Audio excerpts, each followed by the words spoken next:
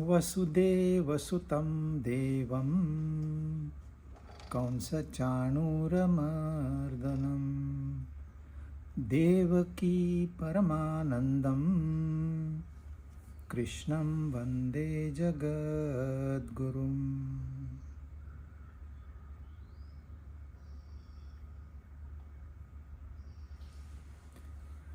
भगवद गीता अध्याय 3 हमने 6 पूरे किए थे श्लोक और 7वां श्लोक हमने आधा किया था। सह विशिष्यते, वो श्रेष्ठ है। कौन? वो उन्होंने पहले ही बताया। हम कर्म योग की बात करते हैं। कर्म करने का एक तरीका होता है। उस तरीके से यदि कर्म होगा, जो भी करेगा वह श्रेष्ठ है। तो उसमें क्या है?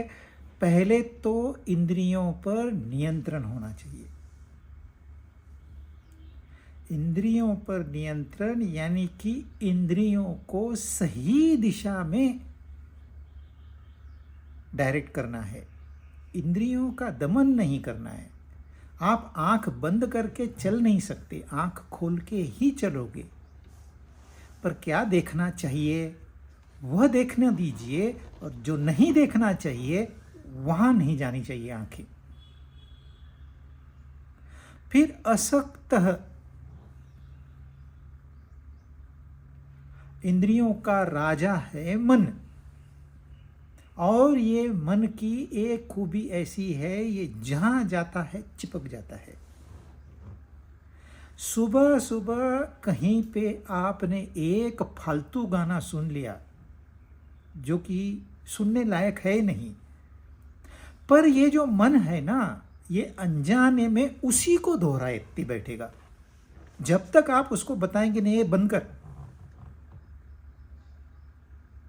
तो मन को बताना होता है ये फालतू के विचार नहीं चाहिए, बंद कर इसको।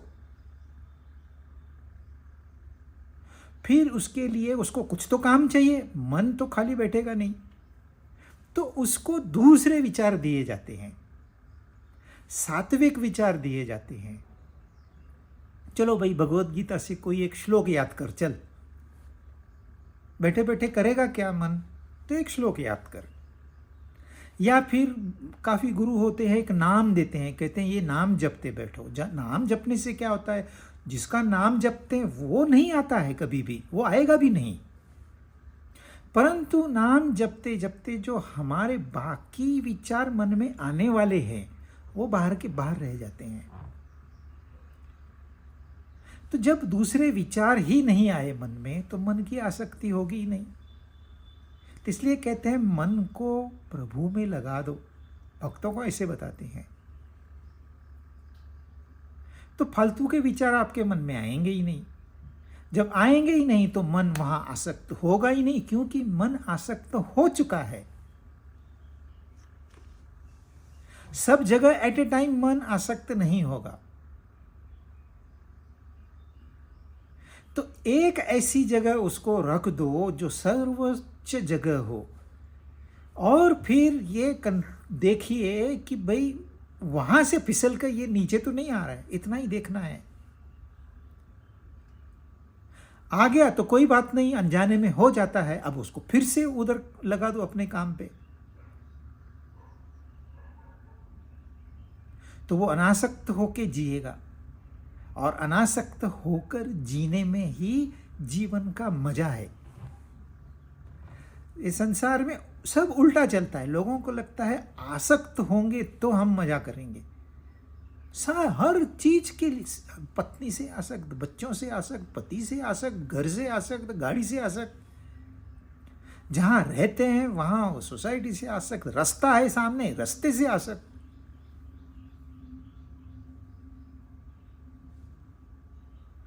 इतने सारी झंझटें पालने से सिर्फ एक जगह टिका के रख दो, बस उसको ऑब्जर्व करना है।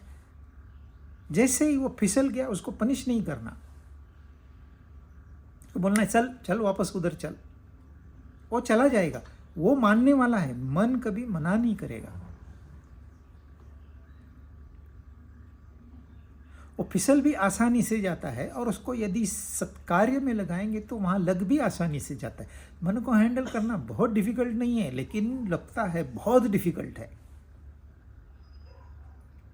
लगता है क्योंकि हमने कभी उसको ट्रेनिंग दी नहीं, इसलिए डिफिकल्ट है। यदि उसको ट्रेन करेंगे, एक ट्रेन्ड वर्कर होता है, स्किल्ड वर्कर होता है, एक अनस्किल्ड वर्कर होता है, अनट्रेन्ड वर्कर होता है। वैसे ही अपना मन है, वह भी एक वर्कर है, वह भी हमारा एक करण है, और वो अपना करण है तो उसको सही दिशा देनी चाहिए। नहीं तो वो तो खुद का तो नाश करेगा ही करेगा, पूरे जीव का नाश करेगा। और तीसरी बात क्या बताई उन्होंने, कर्मेंद्रियां कर्म योग में लगी है। कर्मेंद्रियां यहां पर सारी इंद्रियां और मन बुद्धि ये सब आ गए। जितने भी बहिर्करण है और अंतःकरण है, पूरा का पूरा कहाँ लगाना है, कर्म योग में। यह जो कर्म होता है ना, यह संसार के लिए होता है, और जो योग होता है वो अपने लिए होता है। जब हम ये जो संसारी इंद्रियां हैं, इनको अर्पण कर दिया संसार को, चलो तुम संसार में ही बैठो,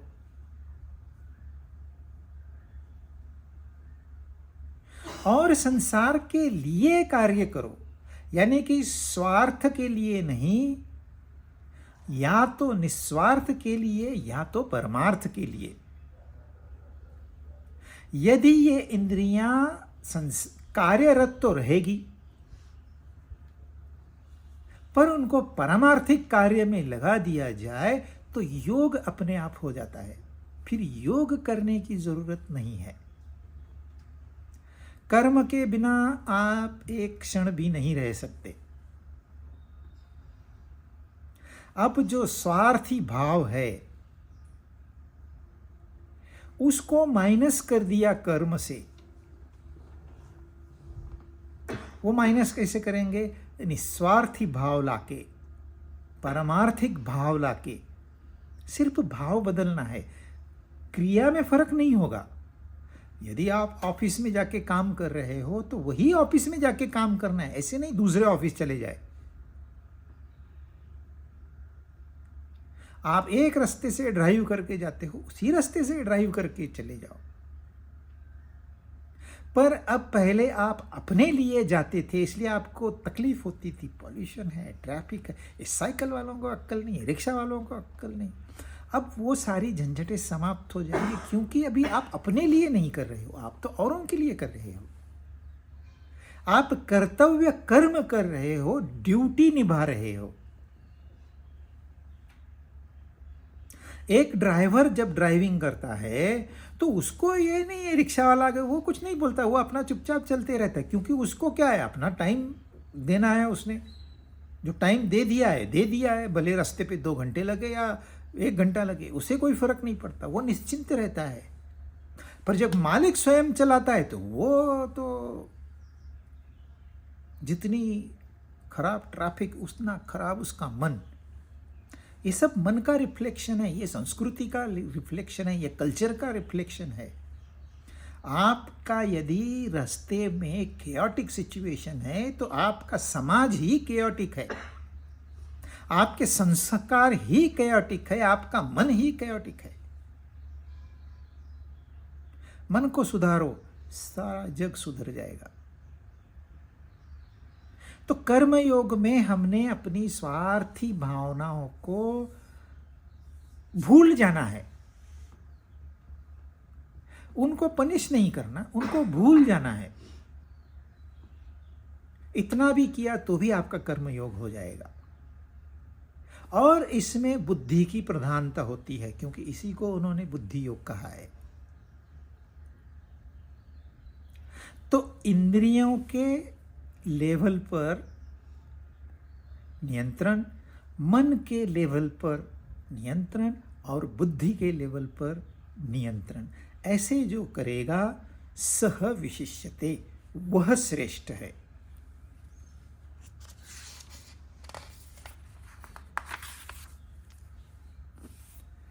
8वां, नियतं कुरु कर्म त्वं कर्म जायो ह्यकर्मणः शरीरयात्रापि च ते न प्रसिद्धेत कर्मणः। नियत कर्म, तू नियत कर्म कर, क्योंकि कर्म न करने की अपेक्षा कर्म करना श्रेष्ठ है। अरे कर्म न करने से तो तेरा शरीर निर्वाह भी नहीं होगा।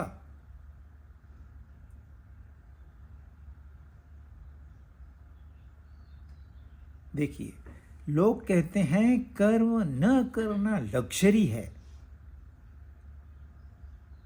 मेड्स है हमारे पास, हम तो पानी भी स्वयं भर के नहीं आते, मेड हमको पानी भर के देती है पीने के लिए। कर्म न करना श्रेष्ठ माना जाता है कुछ लोगों में। और गीता कह रही है इससे तो आपकी शरीर निर्वाह भी सिद्ध नहीं होगा। बेड में बैठे हो, बेड में नाश्ता करते हो, बेड में लंच करते हो और आपको पता नहीं चलता आप कब बेड रिडन हो जाते हो। अब फिर रोते बैठते हैं, अब मुझे घूमना है। अरे जब घूमने का वक्त था तूने घूमा नहीं, पैरों को आदत ही नहीं है घूमने की, अब कहां से घूमेंगे वो।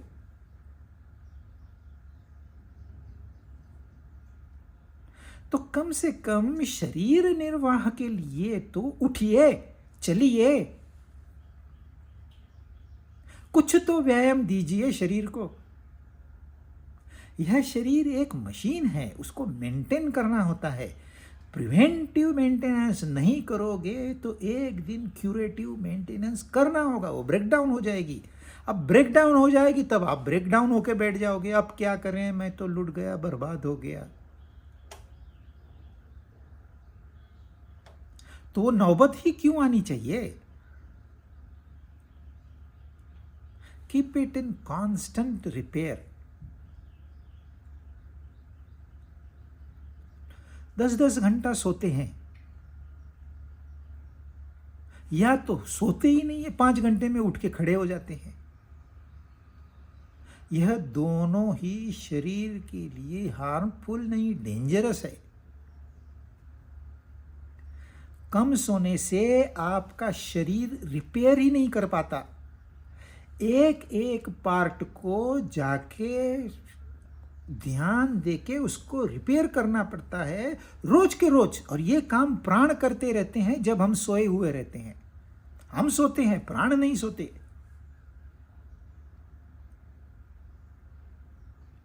कुछ पार्ट को आपको पता चलेगा कि अरे हां यहां रिपेयरिंग चल रहा है, कुछ पार्ट में पता नहीं चलता। कुछ पार्ट दबे हुए होते हैं, फिर वो शरीर को बोलते हैं इस साइड में आ जाओ, शरीर इस साइड में आ जाता है। तो कम सोने से कुछ पार्ट रिपेयरिंग के रह जाते हैं, वो धीरे धीरे वो डैमेज होते हैं। अब बाद में हमको पता चलता है ये हमारे पार्ट्स डैमेज क्यों हो गए। ज्यादा सोने से जल्दी बुढ़ापा आता है। लोगों को लगता है नहीं नहीं ज्यादा सोना अच्छा है, शरीर ज्यादा रिपेयर करेगा। अरे शरीर उतना ही रिपेयर करेगा जितनी जरूरत है। कितने जगह उसको जाना है, शरीर को पता है, ये मेडिकल साइंस को भी नहीं पता। तो उसको कितने 7 घंटे लगेंगे, 7.5 घंटे लगेंगे, उससे आप ज्यादा सोओगे। कोई लोग मादक द्रव्य लेके सो जाते हैं, फिर उठते ही नहीं है दूसरे दिन 12 बजे तक। तो यह हानिकारक है, इससे बुढ़ापा जल्दी आता है। वो तो बाद में पता चलेगा। आलसी आदमी का चेहरा आप देखिए, वो जो देखने वाला है उसको वो बुढ़ापा वहीं नजर आता है कि ये तो 10-12 घंटे सोने वाला है। तो ये शरीर आपको तुरंत इंडिकेशन देता है ये गलत चल रहा है।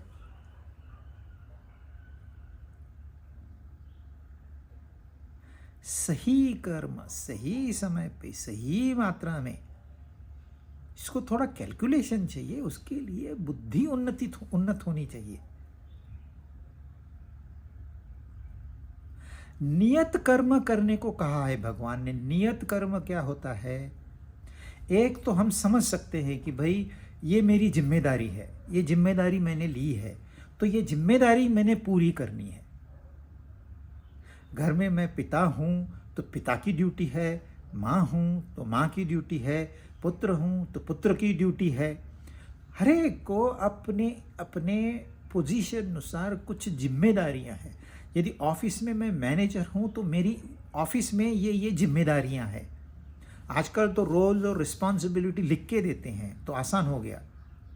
जब मैं ड्राइव करता हूँ तो मुझे ट्रैफिक के नियमों का पालन करना है। जब मैं समाज में रहता हूँ तो सामाजिक मेरे ऊपर बंधन है।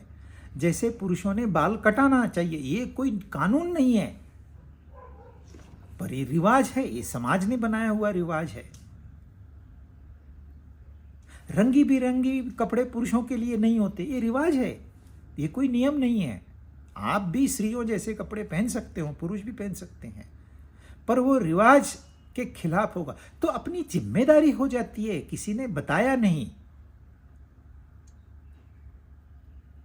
अच्छा, जब आपको पता नहीं चलता कि यहां पर मेरी जिम्मेदारी क्या है, तो इसके लिए आपको शास्त्र पढ़ने पड़ेंगे, क्योंकि शास्त्रों में नियत कर्मों की व्याख्याएं की गई है।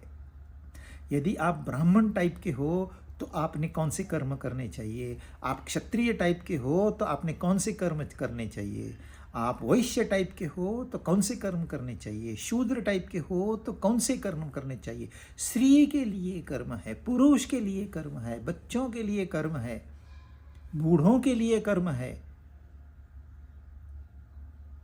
अब बूढ़े भी आसक्त होकर बैठ जाएंगे तो कैसे चलेगा?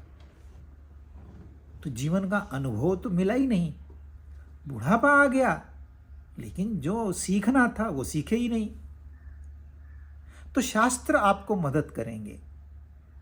अब आप कौन से आश्रम में हो? ब्रह्मचर्य आश्रम में हो तो ब्रह्मचर्य का पालन करना है, गृहस्थ आश्रम में हो तो गृहस्थ आश्रम का पालन करते करते ब्रह्मचर्य का भी करना है।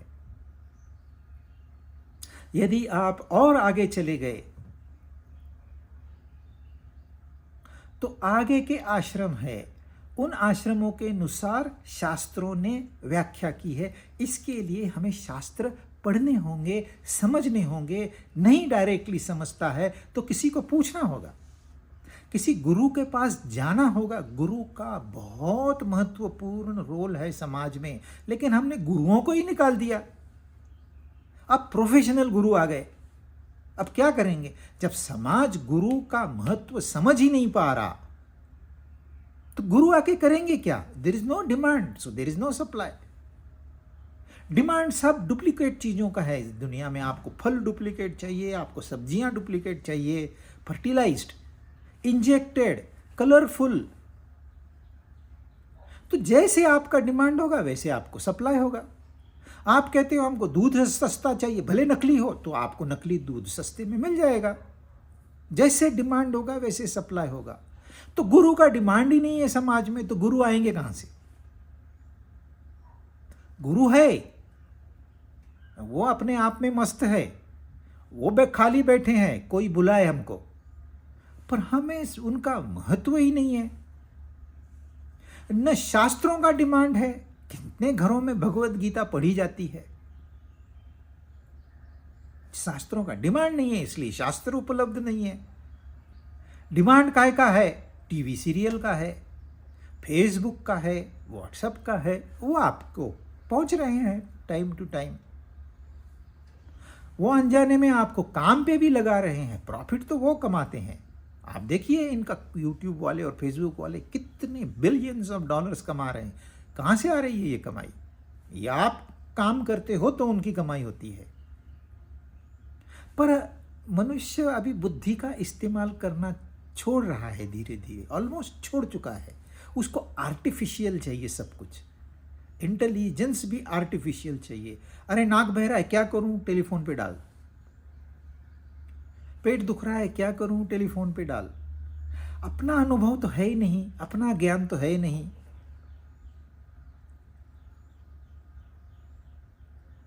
तो यदि आप सही चीज़ों की डिमांड नहीं करोगे तो आपको गलत चीज़ें सप्लाई की जाएगी। आपको हिप्नोटाइज करके रखा है इन मार्केटिंग वालों ने। जो वो बताते हैं उसी को आप सही करते हो। कोई बड़ा हीरो किसी घटिया तेल के इस्तेमाल के लिए आपको कहता है तो आप तुरंत मान जाते हो। हाँ हाँ हाँ, अरे ये हीरो के तो 80 मिलियन फॉलोअर्स है, मतलब ये कहेगा वो करना है।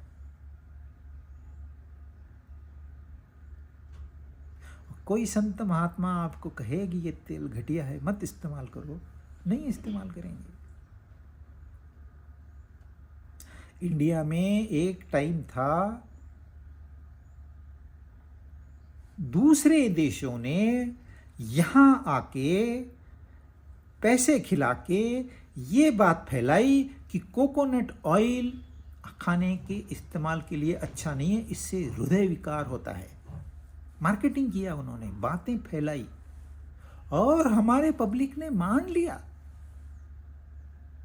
कोकोनट ऑयल को डाइट से निकाल दिया। अरे तो ऑयल तो चाहिए, अरे चिंता क्यों करते हो, सस्ते में हम आपको पाम ऑयल देंगे। अरे वाह, ये कितने अच्छे लोग हैं, महंगा ऑयल था, नहीं तो भी महंगा क्यों इस्तेमाल करते, सस्ता मिल रहा है ना हमको, तो लीजिए सस्ता। सस्ता हमेशा महंगा पड़ता है, पर वो समझ बाद में आती है, समझ आती भी नहीं है बहुत लोगों को, बुद्धि बेच के बैठ गए हैं, क्या करेंगे। और यही रिसर्च फिर यूके में हुआ तो उन्होंने कहा सबसे बेस्ट तो कोकोनट ऑयल है। अब ये लोग कंफ्यूज्ड है किनकी बात माने। कि ये मार्केटिंग करके आपके मुंह का निवाला भी छीन लेके वहां कचरा भर देंगे। ब्रिटिशों ने गायों को ही मार दिया, जब गाय ही नहीं रहेगी तो गाय का दूध नहीं रहेगा, दूध नहीं रहेगा तो घी नहीं रहेगा। अरे फिर घी कहां से लाए, अरे हम देते हैं ना आपको डालडा सस्ते में, वो भी लोगों को दिखने में ये भी घी वो भी घी इस्तेमाल करते हैं। ये मार्केटिंग की उनकी स्ट्रेटेजी है। और ये पब्लिक है, सोचने को तैयार नहीं। इसके लिए शास्त्रों का अध्ययन सबसे महत्वपूर्ण है। भोजन नहीं मिला तो चलेगा, कोई नहीं, 2-4 वक्त नहीं खाया तो मरदा नहीं है इंसान, पर शास्त्र नहीं पढ़ेंगे तो जी नहीं पाएंगे। आपको यही पता नहीं नियत कर्म क्या है, करोगे क्या, भटकोगे, ठोकरे खाओगे। पर इंसान को फिर आदत हो जाती है ठोकरे खाने की, वो रोता है, चिल्लाता है, पर मार्ग नहीं बदलता। इसलिए वो कह रहे हैं नियत कर्म कर अर्जुन। अर्जुन तो कर्म छोड़ने को तैयार था, वो अपने जैसा है। अरे यार डिफिकल्ट है, मैं नहीं करूंगा, अर्जुन अपने जैसा ही है। भगवान कहते हैं नहीं, तेरा नियत कर्म क्या है, तू एक क्षत्रिय है।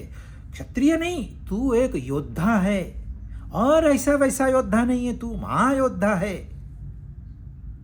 तेरे ऊपर नजरें टिकी है, तेरे युद्ध करने से हजारों लाखों लोग तेरे पीछे खड़े होंगे। तू भाग जाएगा तो ये लोग भी अपने शस्त्र डाल देंगे और फिर अधर्म का राज होगा। चाहेगा तू अर्जुन, तुझा सोचना क्यों है। पर भगवान तो सोचेंगे, क्योंकि उनका तो काम है धर्म की स्थापना करवाना, अधर्म का विनाश करना। तो नियत कुरु कर नियतम कर्म कुरु त्वम, यानी कि हमने अपना नियत कर्म, अपना कर्तव्य कर्म अपने वर्ण के अनुसार, अपने आश्रम के अनुसार, अपनी सिचुएशन के अनुसार, अपनी जिम्मेदारियों के अनुसार ये करना है। उससे क्या मिलेगा ये नहीं सोचना, मेरी जिम्मेदारी है, मैं करूंगा, मैं पूरी की खता, कुछ मिले ना मिले। कर्म न करने की अपेक्षा कर्म करना श्रेष्ठ है। कितनी बार बताते हैं, और यही भारत देश है, कृष्ण का नाम लेके कर्म न करने के लिए प्रोत्साहित किया गया है यहाँ। इसलिए तो मुगल आए, पुर्तगीज आए, अंग्रेज आए, और उन्होंने आपको भाले की नोक पे काम करवाया, तब आपने काम किया। और जब पूरा खून निचोड़ चुके, तब बोले अब ये कुछ काम के नहीं है, ये दूसरी जगह चलो। पर यही कृष्ण का नाम लेके आपने अकर्म को बढ़ावा दिया है। और आज भी लोगों को फुकट में पगार चाहिए, बोलते हैं रिजर्वेशन चाहिए, हमको वेज राइस चाहिए, हम काम नहीं करेंगे। और फिर बीमारियां बढ़ रही है, डायबिटिक कैपिटल इंडिया, हृदय रोग का कैपिटल इंडिया।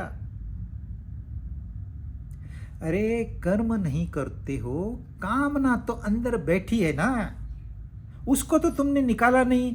यदि कामना को निकाल के चलो बैठ भी जाते तो ठीक था, तो कामना तो आपको पुश कर रही है, वहां ऑब्जेक्ट है, विषय है, वो आपको पुल कर रहा है, और आप कहते हो मैं कर्म नहीं करूंगा। तीन गलतियां एट अ टाइम ये मनुष्य करेगा तो उसकी क्या हालत होगी। विषयों का नाद छोड़ दो, ये आपसे होता नहीं है। कामनाओं को निकाल दो, ये भी आपसे होता नहीं है। और फिर जिम्मेदारी से काम करो। देखिए, एक ट्रेन के 2 कंपार्टमेंट में जब सफाई काम कर्मचारी गए तो एक कंपार्टमेंट गंदा से गंदा था। कितना गंदा हो सकता है, उतना गंदा था वो। बदबू आ रही है, प्लास्टिक फैला हुआ है, खाने के टुकड़े पड़े हैं। भारत के अंदर की लोकल, मतलब लॉन्ग डिस्टेंस ट्रेन। फिर दूसरे कंपार्टमेंट में गए तो कोई कचरा जमीन पे नहीं था। वो जो कंपार्टमेंट था, उनके बच्चों ने, जो मिजोरम के थे, उन्होंने कैरी बैग्स लगा के रखी थी, कचरा इसमें डालना है,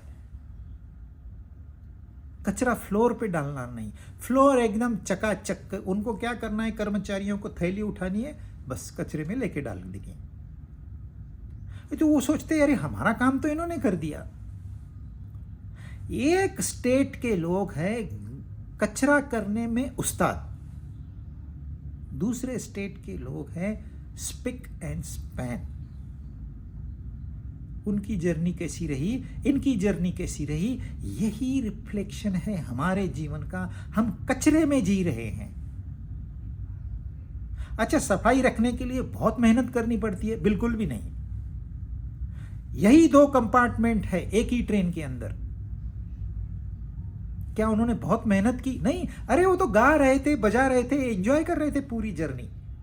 और ये लोग, बदबू आ रही है, अरे रास्ता नहीं है जाने को, वो कचरे पे पैर रख के जा रहे हैं, लेकिन कचरे को हटा नहीं रहे। ब्रेड के टुकड़ों पे पैर रख के जा रहे हैं, लेकिन भाई एक कचरे की बैग रखी जाए, उसमें रखा नहीं। यह जिंदगी है हमारी, it's reflection of our life. क्योंकि कर्तव्य कर्म पता ही नहीं। जिनको पता है दे आर एंजॉयिंग, बाकी लोगों को पता ही नहीं है।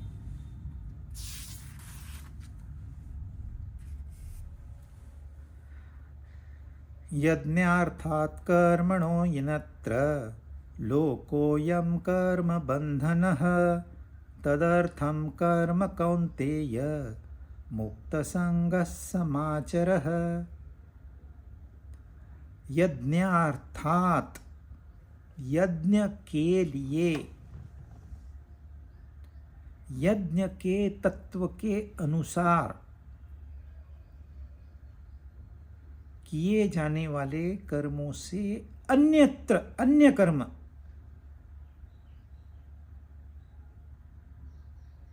यह मनुष्य को बांधते हैं। तो 3 बातें हैं। एक तो बंधन निर्माण होता है, एक यज्ञ कर्म है, और एक बाकी के कर्म है। यज्ञ कर्म छोड़ के बाकी के कर्म है, अन्यत्र। तो अन्य कर्म, यज्ञ कर्म, ये दो प्रकार के कर्म है। इसमें से एक बांधता है, एक मुक्त कराता है।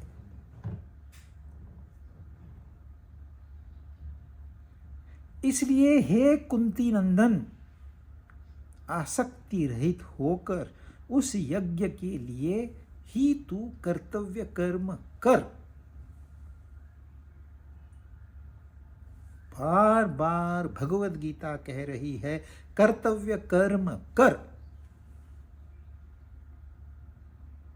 और हमारे भारतीय लोग कर्तव्य कर्म से भागते हैं। पिता पुत्र में अनबन हो गई, पुत्र भाग जाता है घर छोड़ के। अच्छा जाएगा तो जाएगा, कहाँ जाएगा वो देखता है, तो कहाँ मुझे मुफ्त की रोटी मिलेगी, वहां जाके बैठ जाता है।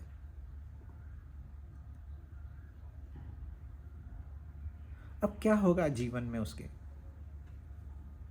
फिर वो भाषण देना सीख जाता है, भाषण तो देता है परंतु अंदर खोखलापन।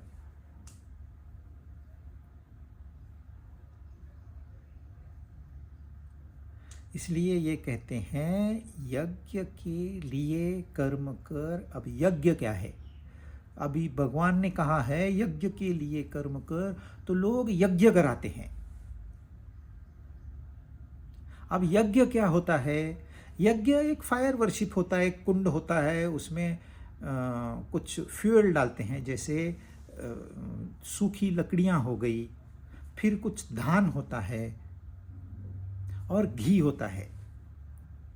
ऐसे 3 प्रकार की आहुतियां उसमें पड़ती है। अग्नि प्रज्वलित होती है, एक बाहर से पंडित आता है, वो मंत्र कुछ तो उच्चारता है। क्या उच्चारता है किसी को पता नहीं। वो कहता है आप यजमान हो, आप इसमें आहुति दो, तो वो हम आहुति देते हैं। और फिर 2 घंटे ऐसे करने के बाद वाह, एक बिग अचीवमेंट, बहुत हमने कर लिया। एक जमाना था सारे बड़े बड़े स्कूल, बड़े बड़े यूनिवर्सिटीज जो अध्यात्म के बारे में थी, वो हिमालयन रेंजेस में थी। वो एक एजुकेशन सेंटर था।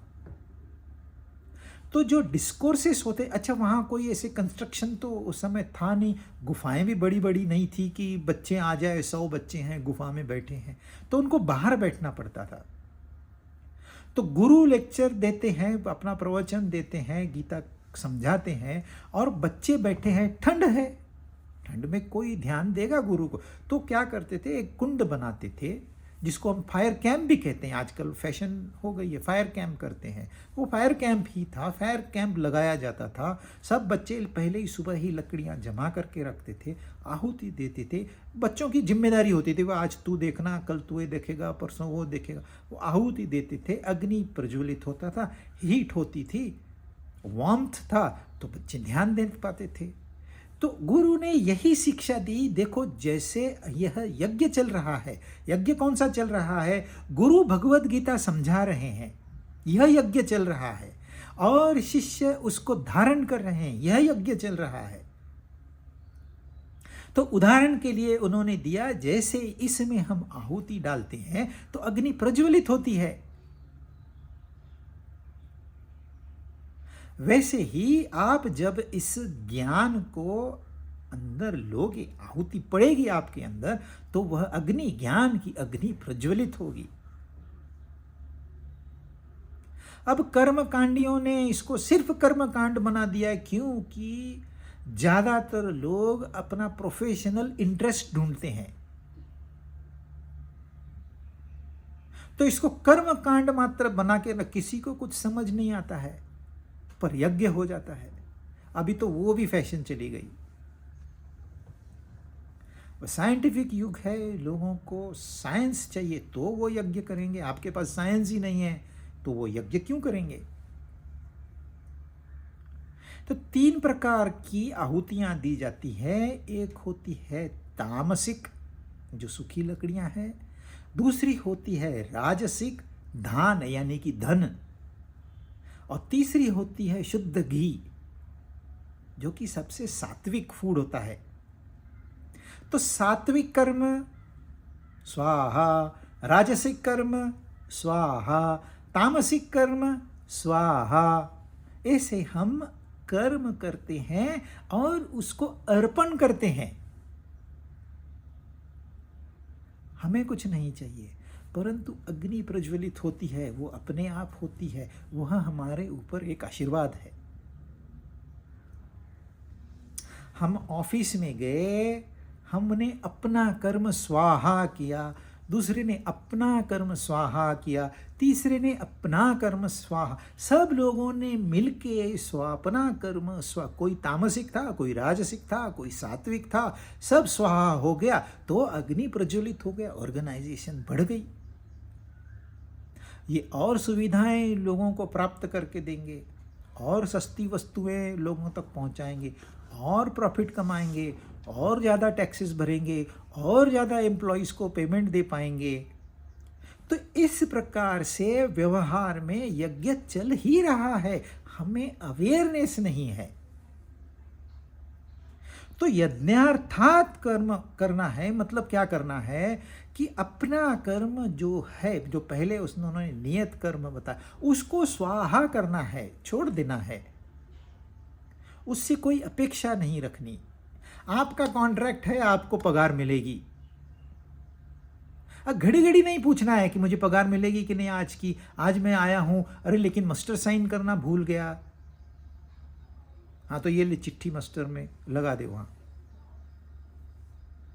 पर घड़ी घड़ी आप थोड़ी मास्टर चेक करते हो, घड़ी घड़ी थोड़ी पे स्लिप चेक करते बैठते हो। पहले आपको स्वाहा करना है, यज्ञ कर्म करना है।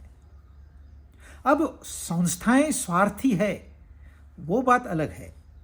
यही यदि निस्वार्थी संस्था है और निस्वार्थ भाव से कर्म किया जाए तो फिर तो सतयुग आ जाएगा।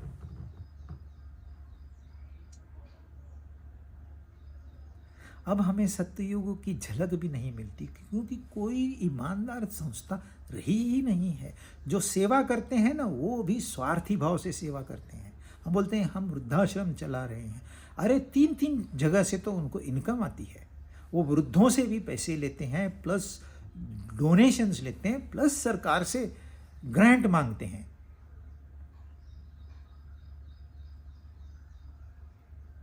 फिर डराते हैं उन वृद्धों को, आप कैश दीजिए नहीं तो आपको जीएसटी लगेगा 18%। वो बेचारे वृद्धों के पास लिमिटेड इनकम है, वो भी लालच में आ जाते हैं। पर यही चल रहा है। देखने को तो सेवा है, पर सही में वो सेवा नहीं है। देखने को यज्ञ चल रहा है, पर असल में यज्ञ नहीं चल रहा। तो यज्ञ अपने अंदर होता है। ये 4था अध्याय तो यज्ञ बात करेंगे वो, परंतु तत्व दृष्टि से क्या करना है, किस भावना से कर्म करना है। अर्जुन का कर्म है, करे।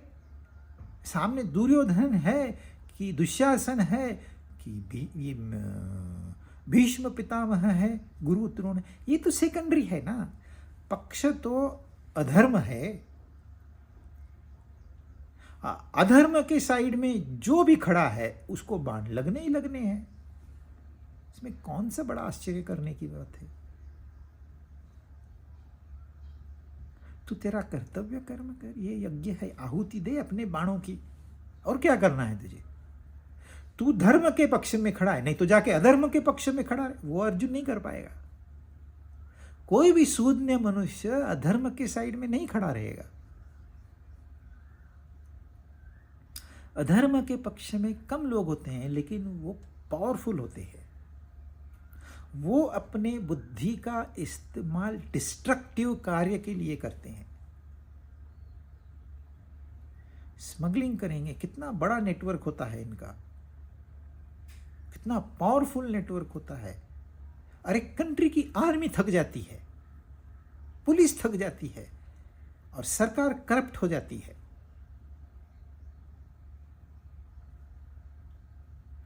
तो ये धर्म अधर्म का युद्ध है, इसमें अपना कर्तव्य निभाना है। That's it. अन्यत्र जो अन्य कर्म है, ये आपको कर्म में बांधते हैं, और यह बंधन ऐसा है, इससे छुटकारा नहीं। आपको जेल में डाल दिया 1 साल के लिए, 1 साल छुटकारा नहीं, वो आपको सजा भोगनी ही है। आप बाद में कितना भी रोगे पछताओगे नहीं, ये सजा तो आपने भोगनी ही है। पर हो क्या रहा है? ये बंधन बंधन कर्म बंधन होता कैसे है? इसकी प्रक्रिया यदि समझ में नहीं आती है तो लोग वही काम करते हैं जो बंधन में डालते हैं, उसको सिर्फ एक लेप लगाते हैं कि हम मुक्त हैं। अरे मुक्त तुम भी नहीं हो, तुम भी धन के पीछे भाग रहे हो, तुम भी श्री के पीछे यानी कि वस्तुओं के पीछे भाग रहे हो। मुखौटा बदल देने से जीवन नहीं बदलता। देखिए, प्रकृति में कार्य चल रहा है, आप बिगर कर्म के नहीं रह सकते, स्वीकार कीजिए। और आपको भूख लगी तो भोजन किया, प्यास लगी तो पानी पिया, यह प्राकृतिक है।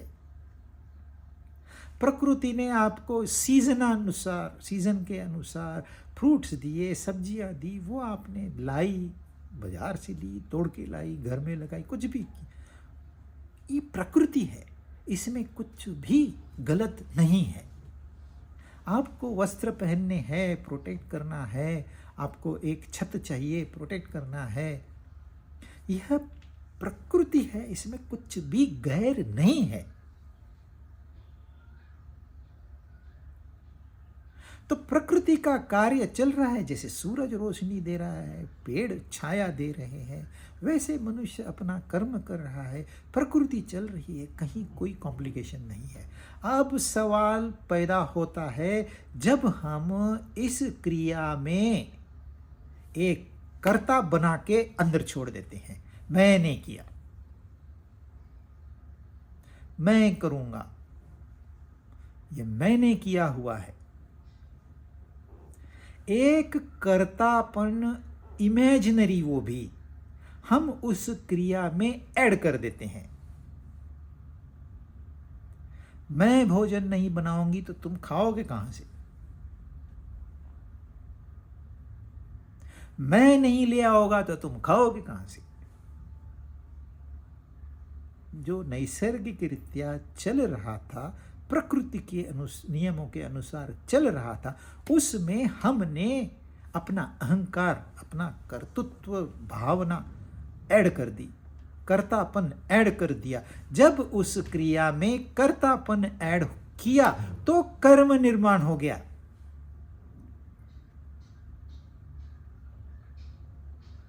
पहले प्रकृति कर रही थी, अब आप कहते हो मैं करता हूं, प्रकृति ने अपना अंग निकाल दिया, तू कर।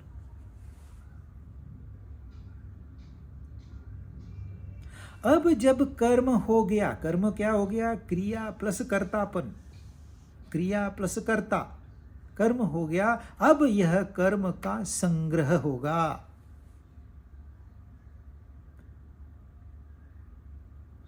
यह जमा होगा, ये डेबिट बैलेंस पड़ेगा या क्रेडिट बैलेंस पड़ेगा? बैलेंस पड़ेगा। अब यह कर्म संग्रह क्या करता है?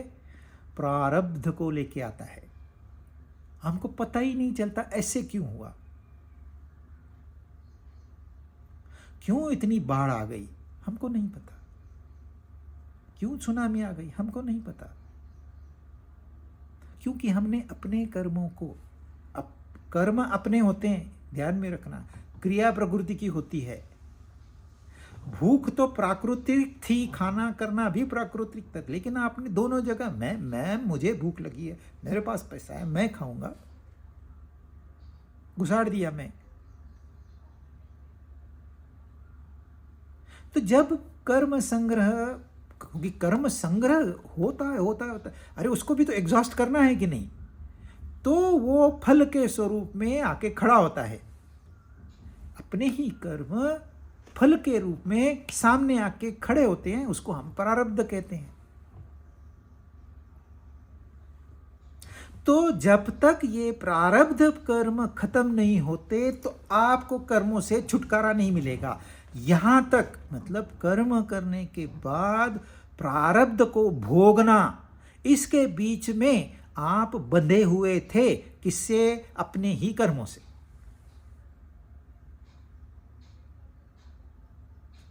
ये बहुत डिफिकल्ट है प्रैक्टिस करना, समझ में ही नहीं आता है। कई वर्ष लग जाते हैं समझने के लिए। अच्छों को कर्म का सिद्धांत समझ में ही नहीं आता। वो लेक्चर देते हैं, लेकिन ये बंधन निर्माण कैसे हुआ, इससे छुटकारा कैसे पाएं, इसका सॉल्यूशन किसके पास नहीं है। क्योंकि रूट कॉज एनालिसिस कोई करता ही नहीं है। बस यहां पढ़ा, वहां बता दिया, और फिर अपना 2-4 बातें और ऐड कर दी, और फिर स्वार्थ अगर बड़ा होगा तो फिर तो और 10-20 बातें और ऐड कर दी, जैसे लोग डोनेट करें। तो इस तरह ज्ञान को अज्ञान बनाया जाता है समाज में। परंतु सीधा नियम है, कर्ता बन गया तो कर्म बन गया, कर्म हो गया तो संग्रह हो गया, संग्रह हो गया तो प्रारब्ध आ गया। इसके बीच प्रारब्ध भोगने तक बंधन जारी है।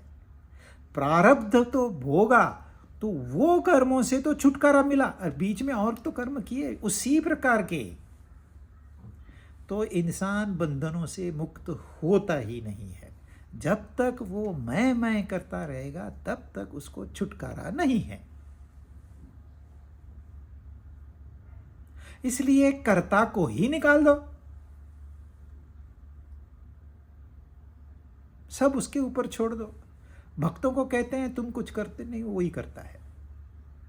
और वो भक्त नहीं पूछते वो है कहां, वो मान लेते हैं, वो मानी हुई बातों में वो छूट जाते हैं। उनका मार्ग आसान है। परंतु जो एक्टिव है, जो अपनी बुद्धि का इस्तेमाल करना चाहते हैं, उनको तो नियम समझना होगा। अगर नियम ही नहीं समझ में आ गया तो उसका पालन कैसे करोगे? और नियम का पालन नहीं करोगे तो सजा मिलनी ही मिलनी है। इसलिए यहाँ इतनी कैलेमिटीज फैली हुई है। मनुष्य एनालाइज ही नहीं करता, क्या नहीं पॉल्यूट किया। हवा को पॉल्यूट कर दिया है इन्होंने, पानी को पॉल्यूट कर दिया है, जमीन को पॉल्यूट कर दिया है। खोदते जा रहे हैं। पहले कहते थे हमको लोहा चाहिए, फिर कहते थे नहीं तांबा चाहिए, फिर कहते थे नहीं हमको चांदी चाहिए, फिर सोना चाहिए, फिर हीरे चाहिए, अब ये रेयर अर्थ चाहिए। रेयर अर्थ क्या है वो भी बहुत लोगों को पता ही नहीं है। अच्छा, फिर ये सब जो कचरा पैदा होता है इसका डिस्पोजल कुछ इंस्ट्रक्शन है ही नहीं। जब प्लास्टिक डिस्ट्रॉय कैसे करना है यही पता नहीं, तो बनाने का तो लाइसेंस ही नहीं मिलना चाहिए था। पर यहां सब आधा अधूरा होता है। प्रॉफिट है ना, करो।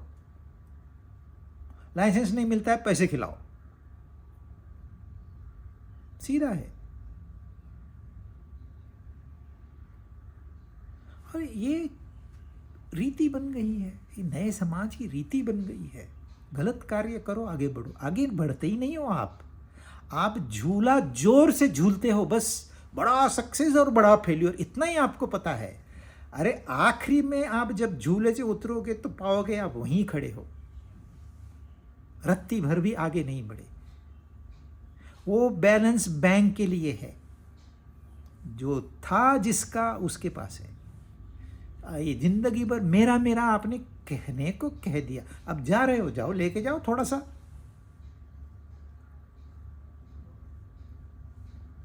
एक बूढ़ा एक बूढ़ी से कहता है, अभी मेरा मृत्यु का समय आ गया है, बड़ी मेहनत से मैंने इतना धन कमाया है, मैं चाहता हूं ये सारा धन मैं ले जाऊं, तो मुझे प्रॉमिस कर, जब मुझे दफनाया जाएगा तो ये सारा पैसा तू वो कफन में रख देगी। वो बोलती प्रॉमिस, सारा पैसा मैं कफन में रख दूंगी। अब वो बूढ़ा मर गया।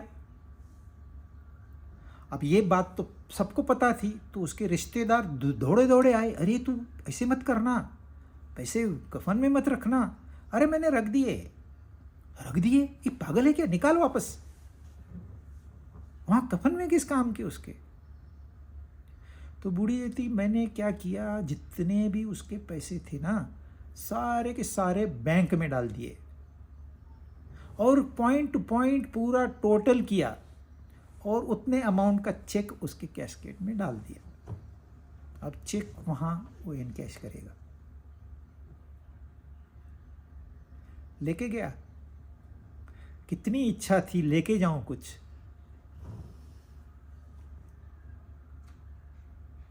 अननेसेसरी कॉम्प्लिकेशंस क्रिएट करते। इसका मतलब धन बुरा है, अरे यह भी गलत है। धन बुरा नहीं है, वस्तुएं पदार्थ बुरे नहीं है, रिश्तेदार बुरे नहीं है, यार दोस्त बुरे नहीं है, आपकी जो आसक्ति है वह बुरी है। पाप आसक्ति में है, धन में नहीं है। क्यों थोड़े से लोगों ने ही कार चलानी चाहिए? सबको चलाने दीजिए, हर्ज क्या है?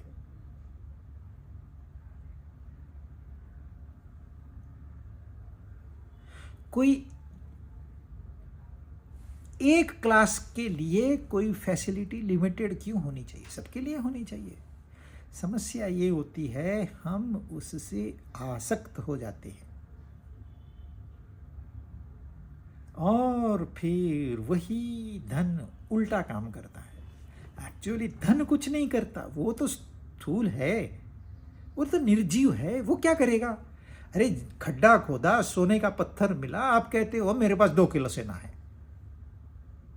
अब ये सोना आपको करेगा क्या? करेगा? सोने में कोई शक्ति है क्या कि आपको डैमेज कर सके? वो पत्थर में है क्या कोई शक्ति? ये तो आपकी समझ है, केवल कल्पना मात्र से आप उससे बंध गए हो। अब ये बंधन तकलीफ दे रहा है और मनुष्य और बंधते जा रहा है और बंधते जा रहा है और बंधते जा रहा है। इसलिए हमेशा शास्त्र कहते हैं मुक्ति की राह ढूंढिए, मुक्त संग समाचर।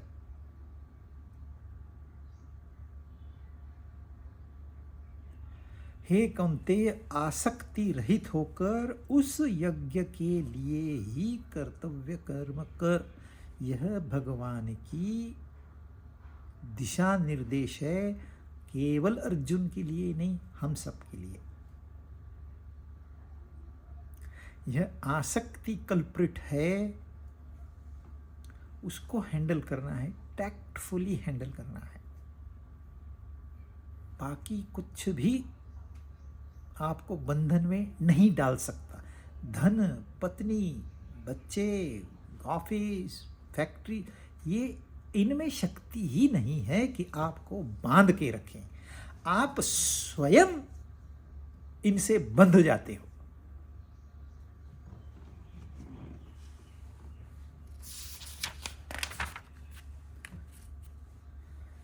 दस सह यज्ञा प्रजा सृष्ट्वा पुरोवाच प्रजापतिः अनेन प्रसविष्यध्वम् एष वोस्त्विष्ट कामधुक्।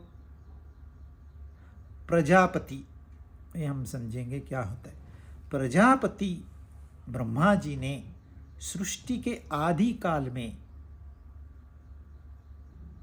मनुष्य की रचना की, तो इस रचना में सहयज्ञ, यज्ञ कर्म की योजना अपने आप भर दी उसमें। ऐसी रचना करके कहा कि तुम लोग इस कर्तव्य के द्वारा सबकी वृद्धि करो, सबको उन्नत करो। और यह यानी कि यह यज्ञ कर्म तुम लोगों को कर्तव्य पालन की अवश्य सामग्री, यानी कि जो भी आपकी इच्छा है वो पूरा करेगा। कौन पूरा करेगा? यह सहयज्ञ, यह यज्ञ कर्म आपके लिए कामधेनु का काम करेगा। तब यहाँ वो थोड़ा सा पौराणिक बातों में चले गए। ब्रह्मा जी क्या है, या यहाँ उन्होंने प्रजापति कहा है, तो प्रजापति क्या है ये हमको समझना होगा। फिर ये कामधुक क्या है ये समझना होगा, और वृद्धि करना क्या होता है यह भी समझना पड़ेगा, क्योंकि उन्नति के नाम पर मनुष्य अवनति करते जा रहा है, उसको समझ में ही नहीं आ रहा है। और एक दिन जब थर्ड वर्ल्ड वॉर होगा, उसके बाद उसको समझ में, उस समय समझ में तो आएगा, लेकिन उसके हाथ से वक्त निकल चुका होगा। अब वो कुछ नहीं करता है, बस 5 मिनट में बम पर गिरने वाला है, तो निकल चुका है। अब तू क्या करेगा? तो प्रजापति हैं जिन्होंने प्रजा यानी इस लोक का निर्माण किया।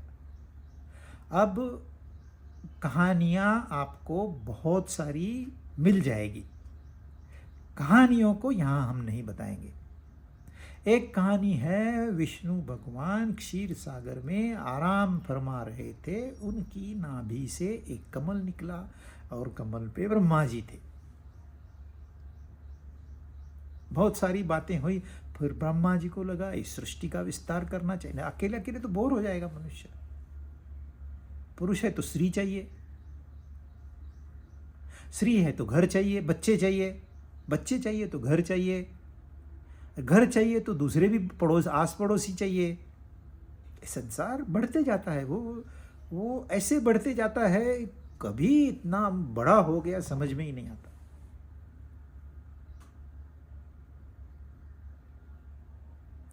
शादी नहीं करते तो क्या होता? एक निर्णय, मुझे पार्टनर चाहिए, एक इच्छा, उस एक इच्छा से आपने विवाह कर लिया, वो भी जिंदगी की 1/4 कमाई एक रात में उड़ा दी, और फिर अपने आप बच्चे पैदा हो गए, फिर घर बनाओ, ऑफिस बनाओ, गाड़ी लो, इधर जाओ उधर जाओ, ये योजना वो योजना, पूरी जिंदगी निकल गई, इतना बड़ा संसार खड़ा हो गया। मुझे पार्टनर चाहिए, एक इच्छा। ऐसे ही ब्रह्मा जी की इच्छा हुई कि लोक निर्माण हो।